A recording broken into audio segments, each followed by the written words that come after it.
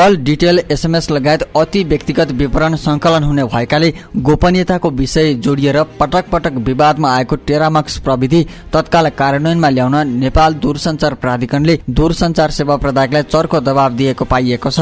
संकलित विद्युतीय तथ्याङ्क सुरक्षित र गोप्य रहन्छन् भन्ने बारे कानूनी आधार नै तय नगरी प्राधिकरणले उक्त प्रविधि लागू गर्न ताकेता गर्नु स्वाभाविक नभएको विज्ञहरूको राय छ। प्राधिकरणले नेपाल दूरसञ्चार कम्पनी लिमिटेड, नेपाल टेलिकम र एनसेल आजी एटालाई साउन 18 मा उक्त प्रविधि कार्यान्वयनमा नआए कुनै पनि सहजीकरणमा सहयोग नगर्ने चेतावनी समेत दिएको छ। प्राधिकरणले यसअघि पनि दूरसञ्चार ऐनलाई संशोधन गर्न बनेको विधेयकको मस्यौदामा नागरिकको टेलिफोन विवरण उपलब्ध गराउन सेवा प्रदायकको प्रणालीमा सोझै पहुँच पाउने गरी संयन्त्र जडान गर्न र सूचनामा पहुँच पाउने व्यवस्था राखेपछि त्यसको चर्को आलोचना भएको थियो। उक्त विधेयक हाल छलफलकै क्रममा रहेको सञ्चार तथा सूचना प्रविधि मन्त्रालयले जनाएको छ। सेवा प्रदायकहरूले भने कानूनी अस्पष्टता र प्राविधिक कठिनाइका कारण टेरामक्स प्रविधि लागू गर्न कठिनाइ हुने प्रतिक्रिया दिएका छन्। प्रविधि कार्यान्वयनमा आए प्राधिकरणले सो मार्फत प्रयोगकर्ताका कल डिटेल, एसएमएस लगायत अति वैयक्तिक तथ्याङ्कमा सोझै पहुँच राख्छ।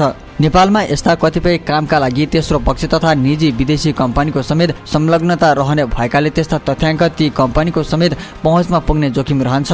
यसैगरी टेरामक्स प्रविधि भित्र्याउने ठेक्का पाएको लेबनानको कम्पनी भ्यानराइज सोलुसनले पनि नेपाली नागरिकका निजी विवरणमा सोझै पहुँच कायम गर्न सक्ने भएकाले जानकारहरूले चासो व्यक्त गरेका हुन्। प्राधिकरणले गत सोमबार दुवै सेवा प्रदायक नेपाल दूरसञ्चार कम्पनी लिमिटेड र एनसेल आजी एटालाई पठाएको पत्रमा 7 दिनभित्र प्रणाली कार्यान्वयनमा नल्याई सहजीकरणका सम्पूर्ण कार्य रोकिदिने अल्टिमेटम दिएको छ। नेपालको दूरसञ्चार क्षेत्रको इतिहासमा नियामकले सेवा प्रदायकलाई यस्तो चेतावनी दिनु दुर्लभ घटना हो। प्राधिकरणको टेरामक्स प्रविधि र यहाँको प्रणालीबीच तत्काल इन्टरकनेक्सन गरी इन्क्रिप्टेड डेटा भए पनि उपलब्ध गराउने गरी 7 दिनभित्र प्रबन्ध गर्नुहुन अनुरोध छ, पत्रमा भनिएको छ। प्राधिकरणको पूर्वाधार विकास शाखाका उपनिर्देशक एवं सहप्रवक्ता अच्युतानन्द मिश्रद्वारा हस्ताक्षरित उक्त पत्रले समयसीमाभित्र आवश्यक व्यवस्था नभए प्राधिकरणबाट गरिने सम्पूर्ण सहजीकरणका कार्य रोकिने बेहोराको चेतावनी दिएको छ। प्राधिकरणले टेरामक्स कार्यान्वयनमा ल्याइ छाड्ने र साथ नदिए विदेशबाट उपकरण आयात गर्दा वा विदेशी मुद्रा सटै लगायत प्रयोजनमा सेवा प्रदायकलाई सहयोग नगर्ने स्पष्ट पारेको छ। प्राधिकरणको असहयोग रहेमा सेवा प्रदायकले उपकरण लगायत सामान आयात गर्न नसक्ने र त्यसले कम्पनीका सेवा विस्तार कार्य नै प्रभावित हुने सेवा प्रदायकहरूको दाबी छ। प्राधिकरणले नागरिकको टेलिफोन विवरण सोझै प्राप्त गर्ने गरी सेवा प्रदायकको प्रणालीमा प्रत्यक्ष पहुँच हुने संयन्त्र जडान गर्न खोजेको भन्दै यसअघि विभिन्न समयमा आलोचना हुँदै आएको थियो। दूरसञ्चार ऐन संशोधन गरेर यस्ता विवरण चाहेका बेला लिन सक्ने व्यवस्था गर्ने सरकारको प्रयासबारे संसद तथा सञ्चार माध्यममा आलोचना भएपछि रोकिएको थियो। गत वर्षदेखि सञ्चालनमा ल्याइएको टेरामक्स परियोजना सेवा प्रदायकको प्रणालीसँग इन्टरकनेक्ट गर्ने सम्बन्धमा प्राधिकरणले यसअघि पनि पटक पटक पत्राचार गरेको तर त्यसको पालना नभएकाले यस्तो चेतावनी दिनु परेको प्राधिकरण स्रोतको भनाइ छ। अब पनि अटेर गरेर कार्यान्वयनमा नल्याए प्राधिकरणले गर्ने सिफारिस लगायत सहजीकरण रोकिनेछन्, प्राधिकरणका सहप्रवक्ता मिश्र भन्छन्। हालसम्म एनसीएलका डेटा सेन्टरमा प्रणाली जडान भए पनि प्राधिकरणसँग इन्टरकनेक्ट गराइएको छैन। नेपाल टेलिकममा त अझ जडान नै हुन सकेको छैन। यसबारे नागरिक समाजका सदस्यले चासो प्रकट गरेका छन्।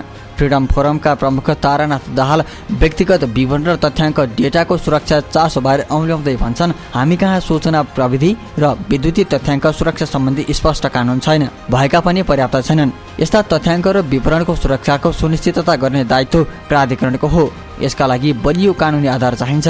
सेवा प्रदायकहरूले सङ्कलन गर्ने विवरण र तथ्याङ्कहरूको समेत सुरक्षा र गोपनीयताको सुनिश्चितता नभएको अवस्थामा नियामकले त्यस्ता प्रविधिको अवलम्बनबाट आउन सक्ने दुष्प्रभावबारे सजग हुनुपर्ने उनको धारणा छ। यस्तै नियामकको निर्देशन पालना गर्ने पर्ने सेवा प्रदायकहरूको दायित्व रहेको दूरसञ्चार क्षेत्रका जानकार अधिवक्ता बाबुराम अरियालको बुझाइ छ। उनले यस्ता निर्देशन जायज नलागे सेवा प्रदायकहरू कानूनी उपचारमा जान सक्ने भन्दै बोले, कानूनी जटिलता गोपनीयताका सम्बन्धमा जुन बहस छ त्यो फरक कुरा हो, त्यसको जिम्मा प्राधिकरणले लिन्छ, उनी जवाफदेही हुन्छ।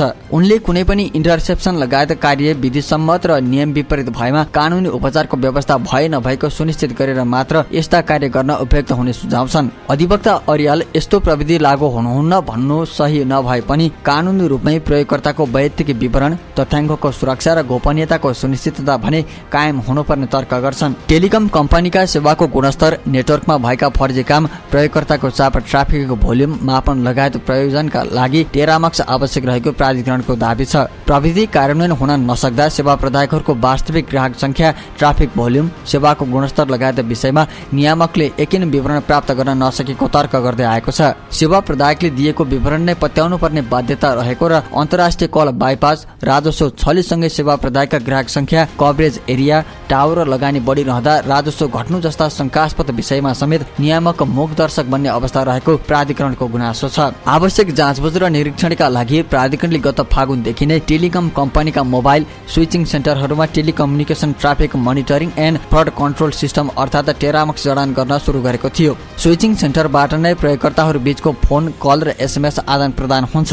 प्रविधि इन्स्टल गरिए पनि सेवा प्रदायक र नियामकको प्रणालीबीच इन्टरकनेक्टेड नगरिएकाले प्राधिकरणले विवरण प्राप्त गर्न सकेको छैन। इन्टरकनेक्सनका लागि कानुनी आधार आवश्यक भएको सेवा प्रदायकहरू बताउँछन्। नियामकको निर्देशन नमान्न वा नियामकलाई डाटा उपलब्ध गराउन हामीलाई कुनै गाह्रो भएको होइन र नियामकले भनेको हामीले सधैँ मानेका छौँ। सरकारी स्वामित्वको नेपाल टेलिकमका प्रवक्ता शोभन अधिकारी भन्छन्, टेरामाक्स कार्यान्वयनका लागि कानुनी अस्पष्टता नै मुख्य समस्या हो। सर्वोच्चको 2072 सालको आदेशले व्यक्तिको गोपनीयता सुरक्षित राख्ने जिम्मेवारी दिएको हुनाले हामी त्यसको बर्खिलाफ जान सक्दैनौँ। प्राधिकरणले कानुनी आधार बनाएर के कसरी टेरामाक्स कार्यान्वयन गर्ने भन्ने स्पष्ट गरिदिए यो लागू गर्न कुनै कठिनाई नहुने अधिकारीको भनाइ छ। यस विषयमा कान्तिपुरले राखेको लिखित जिज्ञासामा निजी स्वामित्वको सेवा प्रदायक एनसेलले भने कुनै प्रतिक्रिया दिन चाहेन।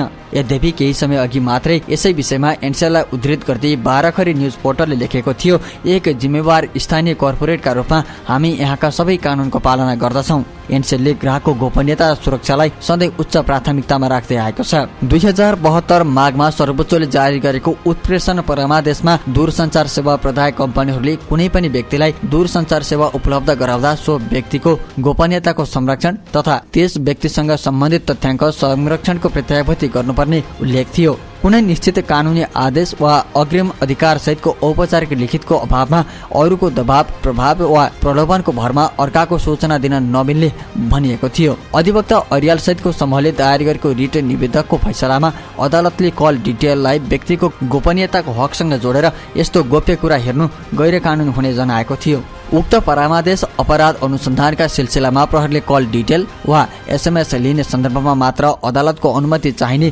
प्रयोजनका लागि भएको प्राधिकरणका सहप्रवक्ता मिश्रको दाबी छ। नियामकलाई अन्य अनुसन्धान र छानबिन प्रयोजनका लागि सेवा प्रदायकसँग यस्ता विवरण माग्न सक्ने अधिकार रहेको उनले बताए। नियामक निकायका सन्दर्भमा यो परामादेश लागू हुँदैन, मिश्रले भने। वैयक्तिक गोपनीयता सम्बन्धी ऐन 2075 मा समेत जुन निकायले विवरण पाउनुपर्ने हो उसलाई यस्ता विवरण उपलब्ध गराउनुपर्ने भन्ने प्रावधान समावेश छ। यस्तै लगायत कामका लागि प्राधिकरण स्थापना गरिएको र दूरसञ्चार ऐनको दफा 15 र 17 अनुसार पनि सेवा प्रदायकले यस्ता विवरण उपलब्ध गराउनुपर्ने उनको दाबी छ। यसै विषयमा जिज्ञासा राख्दा नेपाली कांग्रेसका तर्फबाट राष्ट्रिय सभामा पूर्व सांसद अधिवक्ता राधेश्याम अधिकारी सो प्रविधिको प्रयोग विधि सम्मत र सुरक्षित हुनुपर्ने बताउँछन्। विवरण संकलन जस्ता संवेदनशील कार्य व्यक्तिको गोपनीयता भङ्ग नहुने र संकलित सूचनाको सुरक्षाको सुनिश्चितता गरेर मात्रै गर्नुपर्छ उनी भन्छन्। गुप्तचर सम्बन्धी विशेष ऐनमै गोपनीयता सम्बन्धी तथ्याङ्क संकलनको कार्य एकद्वार प्रणालीबाट हुनुपर्ने र सो संकलन गर्ने निकायलाई जवाबदेही बनाउनु पर्ने व्यवस्था भएकाले सोही अनुरूप गर्दा उपयुक्त हुन्छ। यस्तो विषयमा भारत, बेलायत र अमेरिकाको अनुभव भने मिश्रित प्रकृतिको छ।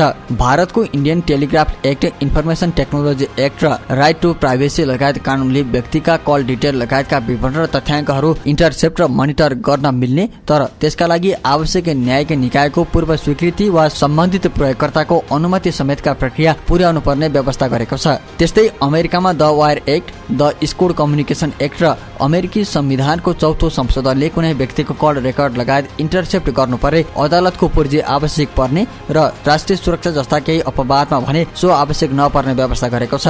बेलायतको the regulation of investigatory powers act र डाटा प्रोटेक्सन एक्टले अति गम्भीर अपराधको समयमा बाहेक बिना पुर्जी प्रयोगकर्ताको फोन कल सहितका अति व्यक्तिगत तथ्याङ्क र विवरण संकलन, प्रयोग र भण्डारण गर्न रोक लगाएको छ।